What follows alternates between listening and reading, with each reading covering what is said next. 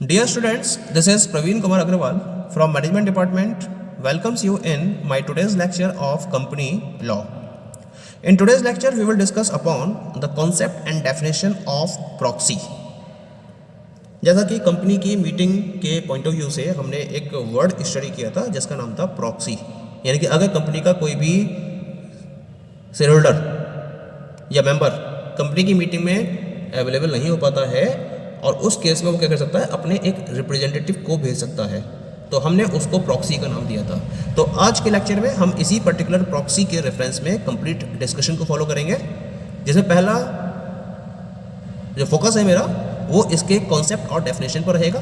तो क्या डेफिनेशन है प्रॉक्सी की, इसके रिगार्डिंग लॉर्ड हेंसवर्थ ने अपनी एक प्रॉपर डेफिनेशन प्रोवाइड करी है। क्या कहना है इनका, a proxy is person representative of a share holder at a meeting of the company who may be described as his agent to carry out a course which the shareholder himself decided upon। यानी कि यहाँ पर proxy को उस particular person के form में represent किया गया है जो शेयर होल्डर के रिप्रेजेंटेटिव की तरह वर्क करता है कंपनी की किसी भी मीटिंग में, और जिसको हम शेयर होल्डर के पॉइंट ऑफ व्यू से उसके एजेंट के फॉर्म में डिस्क्राइब कर सकते हैं, क्योंकि जैसा शेयर होल्डर ने उसको एक्ट करने के लिए कहा है मीटिंग में वो वैसा ही एक्ट करेगा। तो हम इस पर्टिकुलर पर्सन को जो शेयर होल्डर का रिप्रेजेंटेटिव है प्रॉक्सी के नाम से बुलाते हैं। क्लियर हो गया? इसका मतलब हम कंक्लूड कर सकते हैं कि proxy is a person appointed by a member of a company to attend and vote on his behalf as per his direction at a meeting of the company. यानी कि कंपनी की मीटिंग में उसके direction के according उसके representative के तौर पर कंपनी में मीटिंग को अटेंड करने के लिए और वोट करने के लिए कंपनी के मेंबर जिस पर्सन को एंटाइटल करते हैं उसे हम प्रॉक्सी का नाम देते हैं। क्लियर हो गई ना? जब हम प्रॉक्सी को फॉलो करते हैं तो उस केस में एक प्रॉक्सी फॉर्म या इंस्ट्रूमेंट ऑफ प्रॉक्सी को फिल करना जरूरी होता है, और इसको भी हम प्रॉक्सी का ही नाम देते हैं। It means that the instrument or form by which a proxy is appointed is also called a proxy। तो प्रॉक्सी का जहाँ ये मीनिंग है वो दो वे में है। एक तो उस पर्टिकुलर पर्सन को जो शेयर होल्डर या मेंबर के रिप्रेजेंटेटिव की तरह वर्कआउट कर रहा है उसे भी हम प्रॉक्सी कर रहे हैं। इसके साथ साथ प्रॉक्सी को अपॉइंट करने के लिए जो प्रॉक्सी फॉर्म या इंस्ट्रूमेंट फिल किया जाता है जिसके बेसिस पर प्रॉक्सी अपॉइंट होता है उसे भी हम प्रॉक्सी का नाम देते हैं। पॉइंट क्लियर हो गया? ठीक है। अब हम बात करेंगे about the provisions regarding proxy, यानी कि प्रॉक्सी के रिगार्डिंग कंपनी एक्ट में या कंपनी के आर्टिकल में क्या, कंपनी एक्ट में क्या क्या प्रोविजंस दिए गए हैं उन प्रोविजंस को हम यहाँ डिस्कस करेंगे। The very first provision is any member can appoint. क्या मतलब है इसका? Any member of the company जो वोट करने के लिए एंटाइटल्ड है और वो कंपनी की किसी भी मीटिंग को अटेंड करने के लिए एंटाइटल्ड है, वो किसी भी दूसरे पर्सन को अपने प्रॉक्सी के फॉर्म में अपॉइंट कर सकता है और जो उसके बिहाफ पर कंपनी की किसी भी मीटिंग को अटेंड कर सकता है और वोट भी कर सकता है। The second one is the representative of the president, governor and body corporate. कभी कभी क्या होता है कि जैसे मैं इंडिया की बात करूं तो इंडिया में जो इंडियन प्रेसिडेंट है या किसी स्टेट के गवर्नर हैं या कोई बॉडी कॉर्पोरेट है वो भी कंपनी के मेंबर की तरह वर्कआउट कर रही होती हैं, और अगर ऐसा कोई केस होता है तो इस केस में ये जो बॉडीज हैं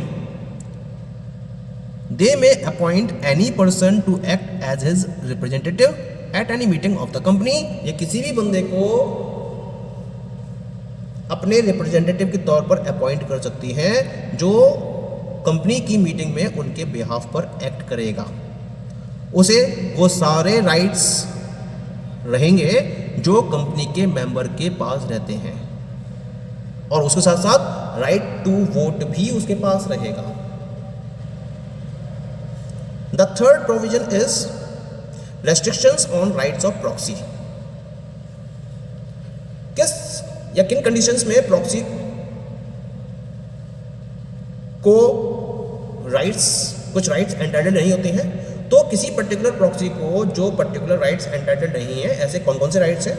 पहला राइट है इसके अंदर कि कोई भी प्रॉक्सी मीटिंग के अंदर बोल नहीं सकता, यानी कि वो मीटिंग को अटेंड करने के लिए एंटाइटल्ड है, मीटिंग के अंदर वोट करने के लिए एंटाइटल्ड है, लेकिन मीटिंग में बोलने के लिए वो एंटाइटल्ड नहीं है।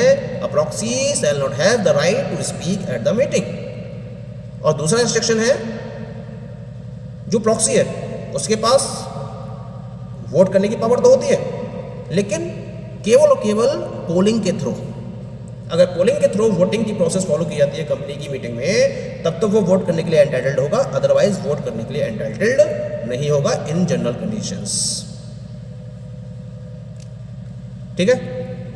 The next provision is statement to appoint proxy in notice. ये हम पहले भी डिस्कस कर चुके हैं जब मैंने नोटिस ऑफ मीटिंग की बात करी थी, कि जब कंपनी मीटिंग के रिगार्डिंग नोटिस को इश्यू करती है to each and every person who is entitled to attend the meeting, तो उसमें उसको एक स्टेटमेंट देना होता है। क्या स्टेटमेंट होता है? A member entitled to attend and vote is entitled to appoint a proxy to attend and vote instead of himself and the proxy need not be a member। ये स्टेटमेंट होता है कि जो भी मेंबर मीटिंग को attend करने के लिए एंटाइटल्ड है, वोट करने के लिए एंटाइटल्ड है, वो एक प्रॉक्सी को अपॉइंट कर सकता है जो उसके बिहाफ पर मीटिंग को अटेंड करेगा और वोट भी करेगा, लेकिन वो कंपनी का मेंबर नहीं होगा। ये स्टेटमेंट कंपनी को अपने कंपनी मीटिंग के नोटिस में देना होता है, कंपलसरी है ये। Okay. The next provision is instrument appointing proxy. जैसा कि मैंने डिस्कस भी किया था कि जब प्रॉक्सी को अपॉइंट किया जाता है तो उसमें एक प्रॉक्सी इंस्ट्रूमेंट को फिल करना होता है। इसके रिगार्डिंग कुछ प्रोविजंस हैं। क्या क्या इसके रिगार्डिंग रूल्स हैं? ये जो इंस्ट्रूमेंट होगा it shall be in writing, और इसके साथ साथ इसे उस पर्टिकुलर पर्सन का नाम स्टेट करना होता है जिसको अपॉइंट किया जा रहा है। दूसरा रूल है इसके अंदर कि जो अपॉइंटर है उसको इसे प्रॉपर्ली साइन करना होगा, और जो भी उसकी अटॉर्नी है उसे ऑथराइज करना होगा इन राइटिंग कि वो इस पर्टिकुलर पर्सन को अपॉइंट कर रही है। यदि ये कोई बॉडी कॉर्पोरेट है तो उसे एक प्रॉपर सील देनी होगी, और जो कंपनी के ऑफिसर्स हैं वो इस पर अपने प्रॉपर साइन करेंगे। तीसरी कंडीशन है इसके अंदर कि अगर जॉइंट शेयर होल्डर का कोई केस बनता है तो उस केस में जो प्रॉक्सी है ये जॉइंट होल्डर्स के बेसिस पर एग्जीक्यूट की जाएगी। नेक्स्ट रूल इज, इस पर्टिकुलर प्रॉक्सी इंस्ट्रूमेंट पर रेवेन्यू स्टैंप होनी चाहिए जो एक स्पेसिफाइड अमाउंट की रहती है। वो स्पेसिफाइड अमाउंट की रेवेन्यू स्टैंप इस प्रॉक्सी इंस्ट्रूमेंट पर पेस्ट होनी चाहिए, और इसके साथ साथ लास्ट है इसके अंदर that it should be dated. जिस डेट पे इसको फॉलो किया गया है वो डेट इस पर नोट होनी चाहिए। तो ये तो बात हो गई about the instrument appointing proxy. Next provision is form of instrument appointing proxy. Every company may specify by its articles the form of instrument appointing a proxy and the other requirements of such instruments and use such form। जब proxy को appoint किया जाता है तो उसके according या उसके regarding हर company को अपने आर्टिकल में एक फॉर्म ऑफ इंस्ट्रूमेंट को फॉलो करना होता है, और जो भी रिक्वायरमेंट्स होती हैं इस इंस्ट्रूमेंट्स के साथ में उसको भी उसे प्रॉपर्ली डिस्कस करना होता है। अगर कोई फर्म चाहे और उसके पास ये अवेलेबिलिटी नहीं है तो इसके लिए वो एक जनरल फॉर्म को भी अडॉप्ट कर सकती है, and this is with the name of MGT11। और जो रूल्स इसके अंदर प्रिस्क्राइब्ड है उसको फॉलो करते हुए भी कंपनी क्या कर सकती है, फॉर्म ऑफ इंस्ट्रूमेंट को अपॉइंट कर सकती है। Clear? The next provision is regarding the time for deposit of proxy instrument. जो आपने इंस्ट्रूमेंट ऑफ प्रॉक्सी को कंप्लीट किया है ये कंपनी के अंदर 48 आवर्स के अंदर अंदर डिपॉजिट हो जानी चाहिए before the time fixed for the commencement of the meeting of the company.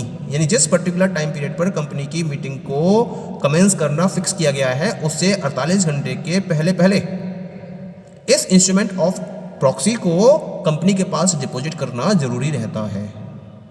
ठीक है। Next provision is inspection of proxies lodged. जो भी प्रॉक्सी लॉज की गई हैं उन प्रॉक्सी को इंस्पेक्ट करने का राइट होता है हर मेंबर के पास।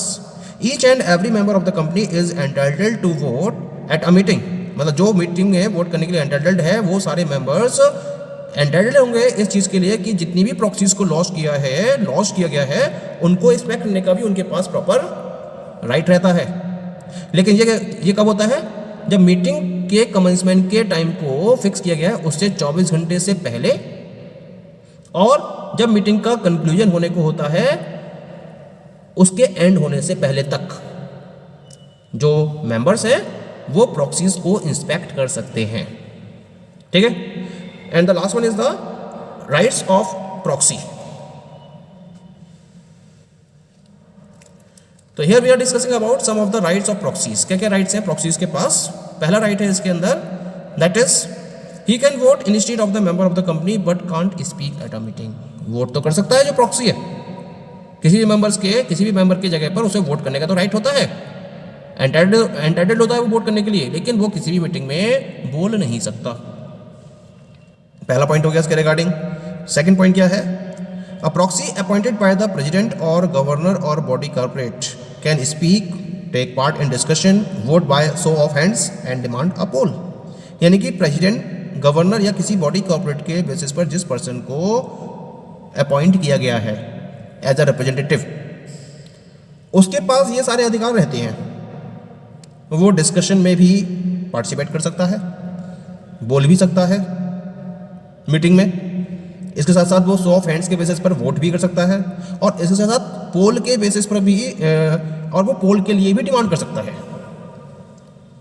ये सारे राइट्स उसके पास अवेलेबल रहते हैं। Third one is the any proxy can demand on poll. लेकिन इसके अलावा जो प्रॉक्सीज रहती हैं उनको केवल पोल के बेसिस पर ही वोट करने होते हैं, तो इसी वजह से they can demand on pole.